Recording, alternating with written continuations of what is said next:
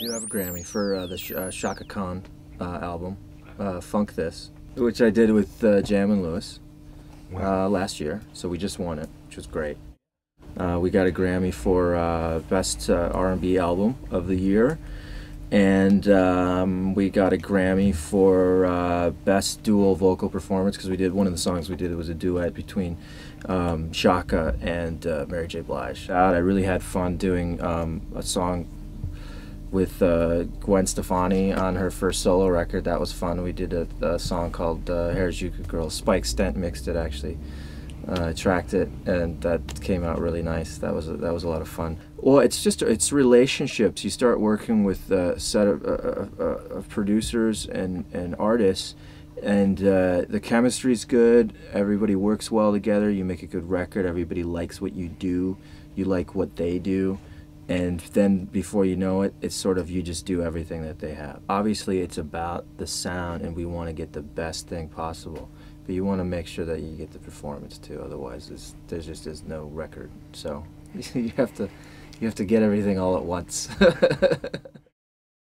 Well, one of the first guys I started to learn stuff off of, well, of course, Al Schmidt, because I used to assist for Al and Bill, but I used to like sort of fill in, and so I used to always ask Al what to do, you know what I mean? I remember Al was always real nice about it, and he'd sort of fill me in on how to do my first string session, or how to, you know, what mics to use for this or that, and he was always very gracious. And then I used to assist a lot for a producer engineer, Rich Costi, who does great stuff. At the time, he was doing a lot of stuff for Rick Rubin, and I was always assisting on his projects, and so I was sort of watching how he did his how he did his everything that he was working on, and it was I learned a lot from Rich, because he had really great sonics and everything. And of course, the producers that I admired when I was a kid were people like Mutt Lange, who did like immaculate sounding, you know, records, you know, with absolute perfection. But yeah, there's a many to mention. So yeah, you know, you start assisting, and that's sort of your gig. But every once in a while, you get somebody who will hire you for something outside. And then there's a period, for me at least, where I'd be assisting, and then I'd get a project that'd take me away for a month, and then that would end, and you know, maybe I didn't quite have my network established well enough, so that I'd go back and assist a little bit more, and then I'd go, and then until you finally are you're only engineering. So it probably took me a couple years, you know, 3 or 4 years of, you know, in Los Angeles before I was sort of 100%.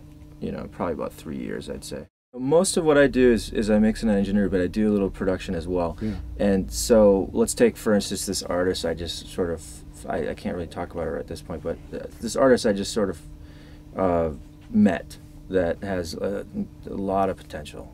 The first thing you do is you just get to know them, and the next thing I do is I call some writers that I'm really comfortable with, and we go and hang out, and we have meetings, and we talk, and then hopefully the next step is you know, for me is I just like to get people with writers and get the creative process flowing, and I like to try a lot of things, because you never know what's going to work, and it might be what you least expect.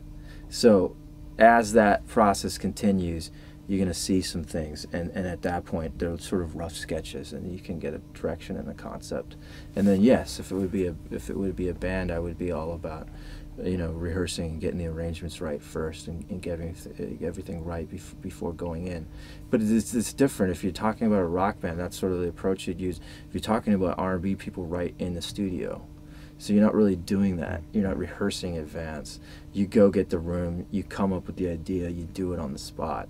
So there's different approaches, you know. Sometimes it's not all about just jumping in right away. Sometimes it's just about hanging out for a while until you can actually get to know each other, especially with production. I mean, in writing, you can't have a co-writing session with somebody necessarily if you just don't get each other yet. So, you know, I was out with a couple of producers the other day, and that's exactly what we did. We hung out for a while, and then when it flows, it flows.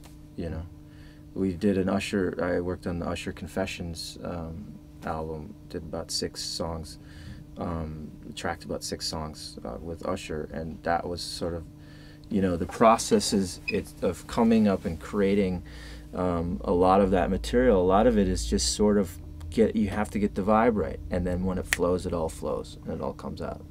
But it's not. There's no. I don't think there's really one formula, and you can't just get in and say, let's write a hit. You know what I mean? It just doesn't work that way. You know.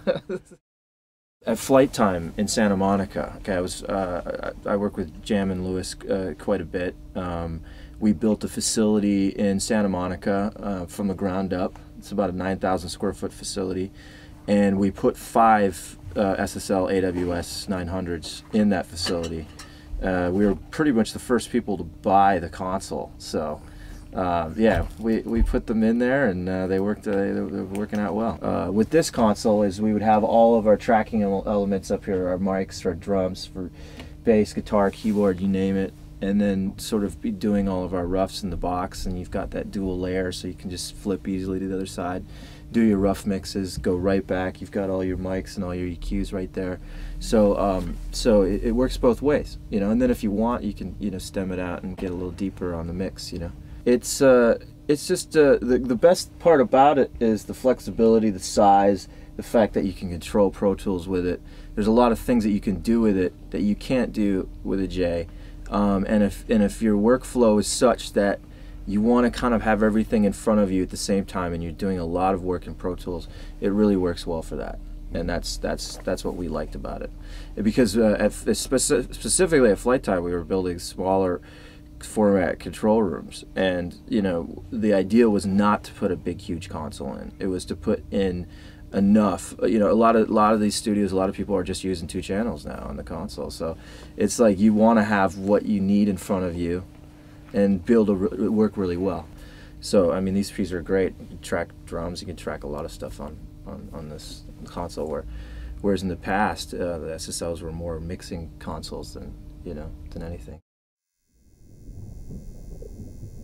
I'm very efficient. I've got a great workflow. My talents are pretty broad. I really love doing live stuff, but I can do sort of everything in between, you know. And I can do a great mix as well.